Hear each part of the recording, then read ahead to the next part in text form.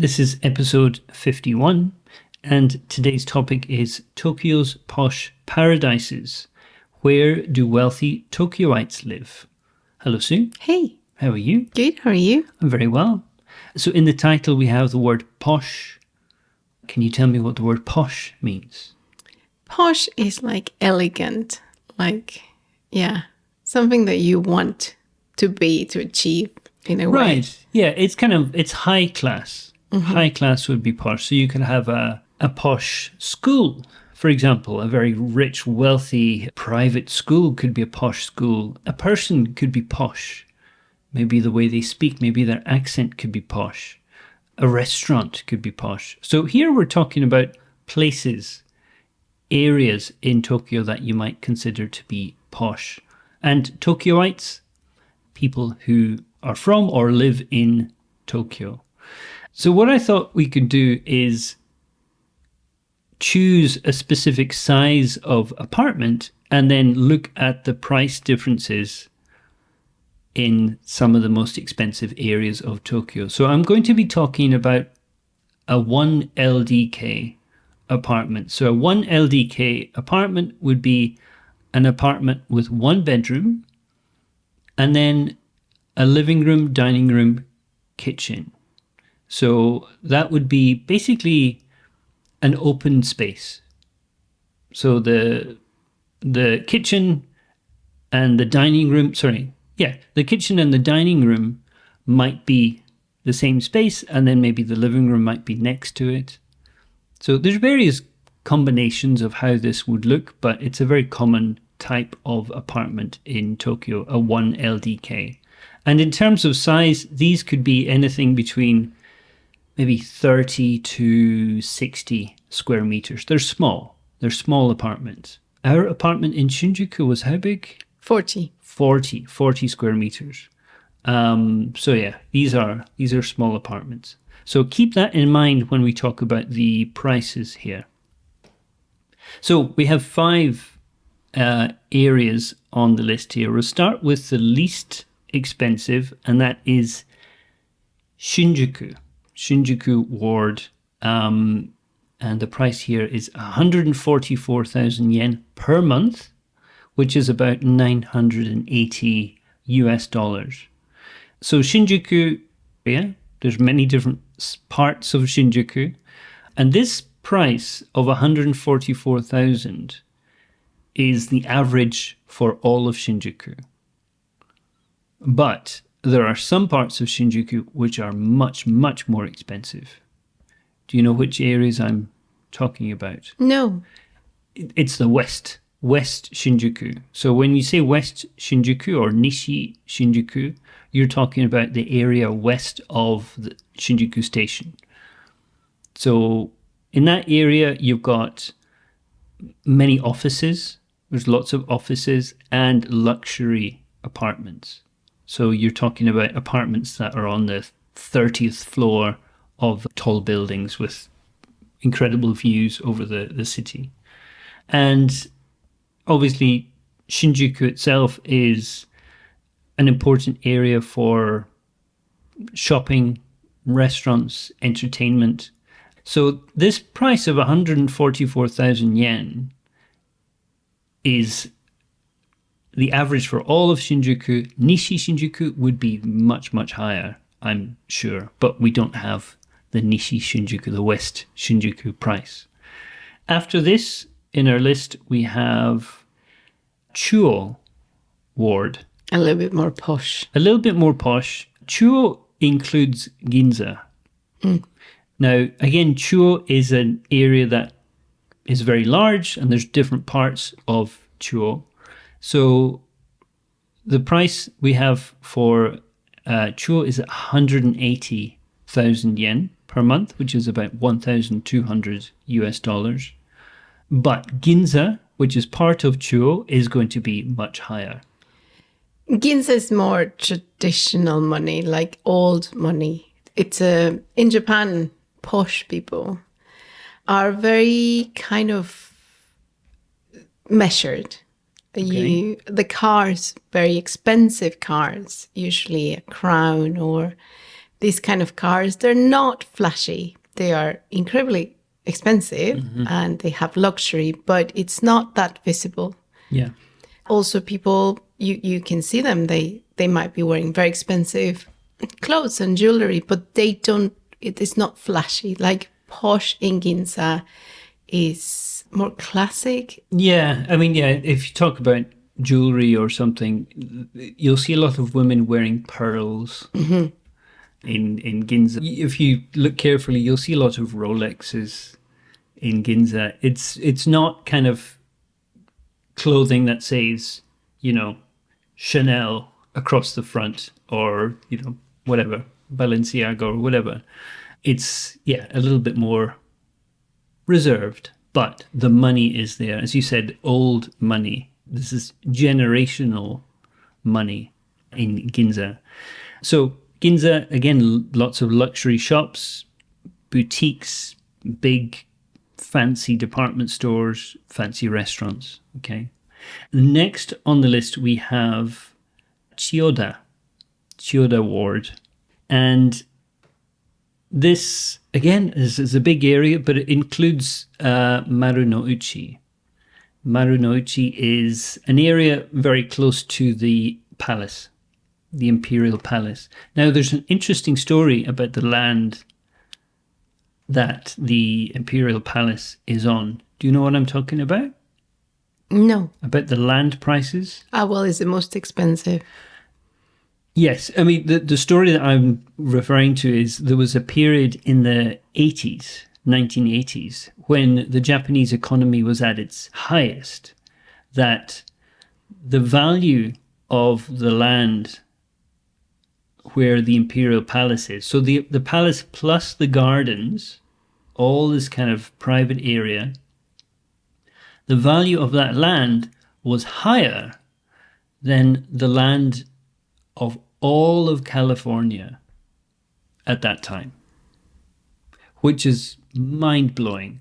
It is. That this area that you can walk around, if you have an hour or something, or 45 minutes even, I think you can walk around the outside of the imperial palace. And some people jog around it. It's very popular. Very popular. But that land, at this peak point in the 1980s, during the bubble, the economic bubble, it was worth more than all of the land in California. So today it's not like that today. The economy has changed a little bit, but it tells you that this is very, very expensive area. Marunouchi, a lot of big companies will have their head office, their headquarters in Marunouchi. And many very wealthy professionals, executives will live in that area. So they don't need to travel far to the office, that kind of thing. So the average price of a 1 LDK apartment in Chiyoda, $1,300 or 191,000 yen per month, which is a bunch of money. Next on the list, what do we have? This is number 2 on our list, is Shibuya Ward. Maybe not surprisingly. So the prices we have here are $1,400 or that's 206,000 yen for 1 LDK. That's a lot. So Shibuya, many people probably know, but it's a very vibrant, trendy area. Some good shopping in Shibuya, some sort of fashionable boutiques again. And within Shibuya, you were saying that there's some areas that are even more expensive than this average price. What areas did you mention? Hiro. Right. I don't think maybe I've passed through Hiro, but what type of area is it? I would say it's more residential, but it's where there's restaurants here and there, more catering or serving more the expats. There's a lot of Americans, there's a lot of foreigners living there. Right. Foreigners with big cars, wealthy, Right. very wealthy foreigners live there. So it's, Good but it's schools. more, okay, it's more residential Yeah. and good quality of school. Okay, that makes sense. You've got good schools, big International houses, schools, international big schools. houses. Yeah. Right. That's, I mean, you know, that's an interesting thing to talk about. International schools. So these are schools that have classes in different languages, English, for example, or you do get Chinese international schools, French international schools. They are so expensive. They're really, really expensive. So it makes sense that somewhere like Hiro would have the international schools. so it's not a place to go and visit. It's a place to yeah. live. Yeah, that makes sense because I've never had any reason to go to Hiro. So I may have passed through it, but certainly not gone there for any particular reason. But it's a very desirable area to live. Absolutely. It's a good residential area. Okay. And top of our list is Minato Ward, Minato-ku, Minato Ward. That would be the poshest. Certainly the priciest area. So for a 1 LDK, maybe 30 to maybe 60 square meters, $1,700 per month, which is about 248,000 yen per month. Now, the US dollar prices are low because the yen is weak just now. The yen is in a really difficult position at the moment, so the yen is really far down. 248,000 yen is a lot of yen per month. So within Minato, you've got areas like Roppongi, Azabu, and Aoyama, all kind of fall within Minato. And in that area, you've got embassies, foreign embassies. Again, you've got international schools in those areas. And yeah, it's a very popular place for expatriates. These are people who maybe come to Tokyo, work for a few years for a company, and then go back to their home country. And just rich people in general, maybe actors, TV stars, musicians might live in these kind of areas.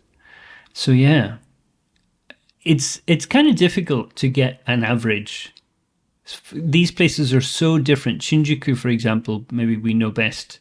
There's huge variation between one part of Shinjuku and another part of Shinjuku. And then you've got different types of apartments. You've got some buildings that are very old, and then you've got the latest, newest, shiniest, tallest apartment building. Which sometimes are very little apartments, but new. They're much more expensive than a house. Yeah, that's true. But yeah, so those are 5 of the poshest neighborhoods. It's interesting to walk around these areas, like if you're walking around a residential part of Shinjuku or Minato and seeing really small apartments, but there'll be a Maserati parked outside, or there'll be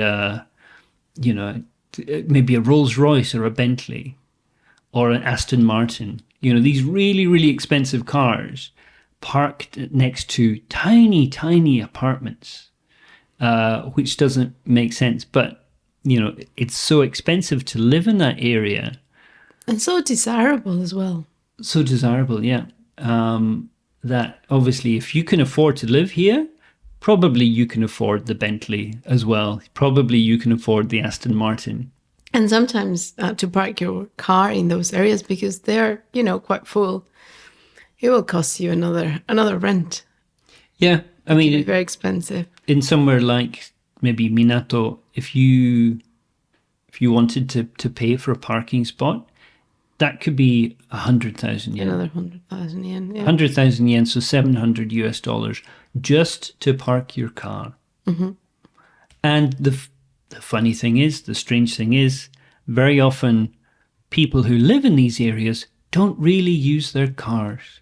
Well, they're so central. Yeah. So you're paying this extra for this parking spot for a car that you never use. or rarely use. So yeah, if you come to Japan and you want to buy a second-hand Bentley, a second-hand Aston Martin, Tokyo is a good place because these cars don't often move that much. So yeah, you'll get a very low mileage for an expensive car. So yeah, so we just need to decide where we're going to move to next.